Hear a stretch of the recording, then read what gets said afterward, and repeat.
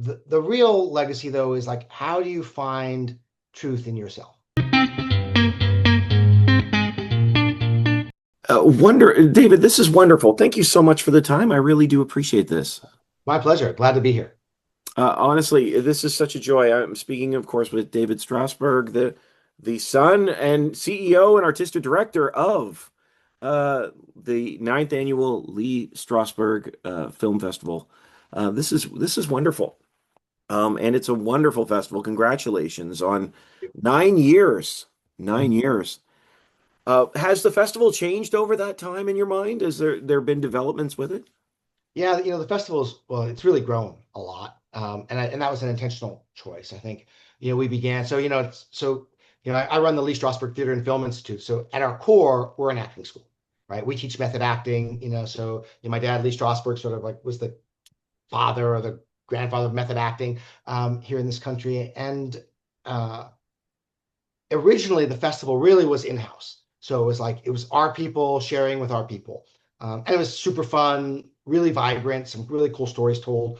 Uh, but I think over time we decided we just wanted to open our doors wider, and both share our stories with more folks and then also get inspired by other people's stories.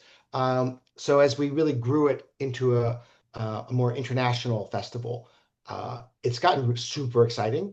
And I think it's been both a lot of fun for our students, right? Who, by the way, if you're an actor, who do you want to meet more than like some cool director and a production team that's coming to LA to screen their film? Like it's a good marriage, or at least a good setup, whether you marry or not. And it's been a lot of fun in that way. So I think the voices, like the range of voices, has really grown. The size of the festival, number of submissions, now we get thousands of submissions. It's super cool, and we just get to be inspired more, which is fun. I love that. I love that. I mean, what in your mind sets this one apart from other film festivals that are out there? Is it that the ties to the school, or is there something else about it? I think it's a couple of things. I do think, like our core, right? Our method acting core. One of the things is we have a soft spot for great acting, So we really want to recognize and honor work that has great acting done in it. I think that certainly is part of our DNA. In my case, maybe literally. Um, Also, I think we're not like we have a 99 seat venue. We're an acting school. We're not can we're not spread over with like 35 screening facilities and all this kind of stuff. Like, I don't know. I think it's a family event in that way. And I think that hopefully the love comes across as well. I think filmmakers who come, I have to tell you, the number of people who did not want to leave last year, who like we're in our building, we're like they just wanted to hang out, hang out, hang out, hang out, hang out. It's special. It's a lot of fun, and I think that certainly comes across.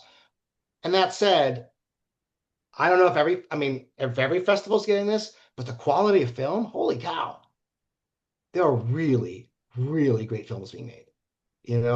So for all that talk, it's like community. Yes, I think we are supported by a very strong community, and the artistry up on the screen is Mm. really good, really good. So, and I think that's a pretty unique combination.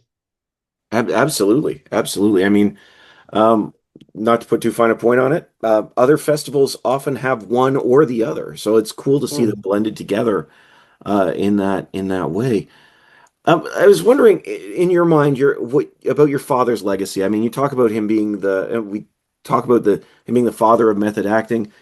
Even if you're not that familiar with the acting world, the name Lee Strasberg is one that a lot of people know. What in your mind is your father's legacy, and how does that breathe into the film festival itself? I think his legacy has changed over time, actually, right? I mean, I think certainly part of the legacy is these great stars, right? Whether it was like Marilyn Monroe and James Dean and Pacino and Dustin Hoffman or whoever, Sally Field. There's a whole new crop, of folks, amazing, Claire Danes, Chandra Wilson, all these, like, they're amazing actors. And I think you'll never lose that, right? I think amazing actors telling great, great stories. I think is core to our legacy. I think part of the change in that, or the evolution, is as we affect filmmakers and writers, which I think has always happened. I think it's always been there. You always had these writers and directors who are in the fold, but I think it's gotten even more intentional Mm. now. Um, I think the real legacy, though, is like, how do you find truth in yourself?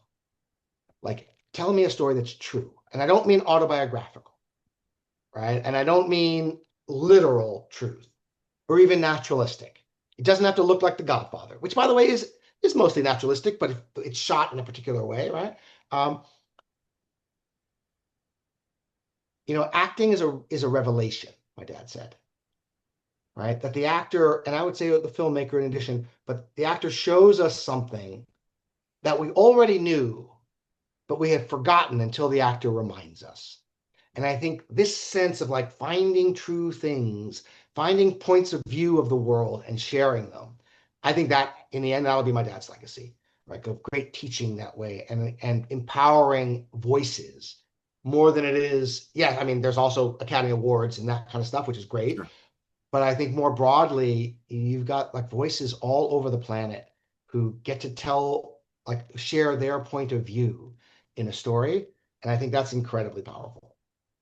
See, now you're tapping into my blood here. This is I absolutely am in on you or in on this with you because I think story is so powerful and Mm, finding truth in a story through a performance, mm, I think has it can change the world. I really do believe that.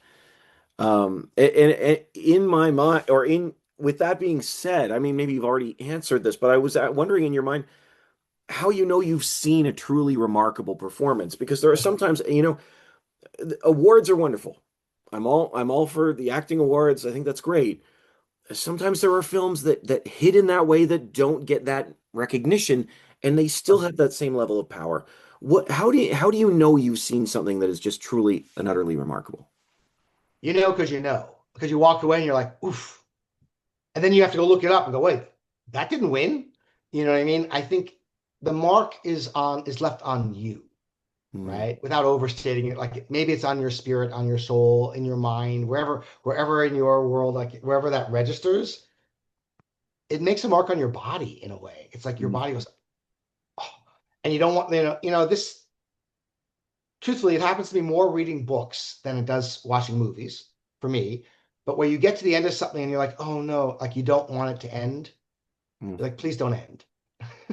you know, um, you want that thing to continue. But it certainly happens watching film where it's ending and you're like, oh, like you want that thing to continue. I think that's part of how you know. There's a momentum to truth, Hmm. right? That when and I talk to my actors about this all the time. It's like when you create truth around you, right? And again, I'm not talking about delusion. I'm not, and it's not about. We don't pretend we're someone else. I'm not like becoming another character. Stanislavski gave us this. He said, "It's always you." Hmm. He said, "What are you going to do? You're going to exchange your soul for one that's more fitting for the part?" He goes, "It's always you. You act in your own person, and yet it's you. Each of us has so many colors inside. We have so many experiences. We have like all of humanity is already inside of us. So under certain conditions, different parts will come out, different parts of you. And I think when you do that truthfully, you'll watch an actor and they'll say, cut. And the actor wants to keep going. The actor's like, oh, great. Can we go back to the top and do that one again? Like you kind of want to improv. You want to continue the scene, even if plot wise, dramaturgically, the scene is done. That's momentum and that's truth. And honestly, I think that's what will happen. That's what happens at the festival is people get to the end of the blocks and they're like, oh, wait, are we closed for the night? Yeah. Shoot. I think if it's going right, that's how you know. You don't want it to stop. Well, that being said, talk about the festival again. I mean, you've got some great workshops there as well, and the one that jumps out, I'm sure it's the one that you've been asked about before, is the future of AI acting in Hollywood, Yeah. which I would love to hear. Obviously, this is the topical thing. I understand. This is everybody. AI is now in the regular day vernacular. Yeah. And certainly we know we've heard stories about this coming out of Hollywood and whatnot. But in your mind, why was this important to include, and what is it that you hope that it brings to the people who are attending?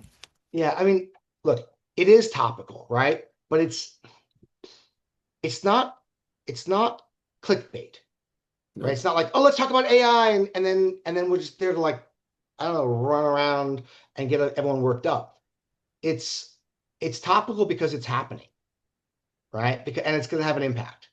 And I think, between me and Andre Nemec, I think he has an incredible perspective on it. In part because he's also worked in many different genres. Like, he's worked animated, he's adapted. He did that Cowboy Bebop, so he was taking this anime and translating into live action. Um, and I think the experience that both and perspective that both of us bring, that's what I'm hoping to bring to it, is some context, Mm. right? And so we can get out of dread and simply going, AI, oh my goodness, AI, and go, right, what's really happening? What should we really be worried about? And what's scary but actually okay? Because I think, and there's going to be pain, there's going to be transition for sure. And under any circumstance, no matter who's setting the governance rules and whatever, in 2026, I think SAG-AFTRA has their next window for negotiation. Like, obviously, it's going to be a big topic. But in any of those cases, there's going to be adjustments made, Mm. right? But there's going to be both more opportunity. I think at a production level, costs will come down, and there's going to be it's going to be an easier entry on production, which is interesting as an opportunity. And the question, and I actually think you're going to see the market segment a little bit. I think early things, you're going to see AI as a feature, not a bug, Mm. right? People are going to be like pumping up, oh, this is an AI piece because it'll be new and different. And I think the market's going to have to sort out: is it actually any good? Is it better? Mm. And I think eventually, I think what you'll see is the same way like like, I'm an anime fan. Anime has its own category. It uses actors, right, but differently. And the pay scale is different, right?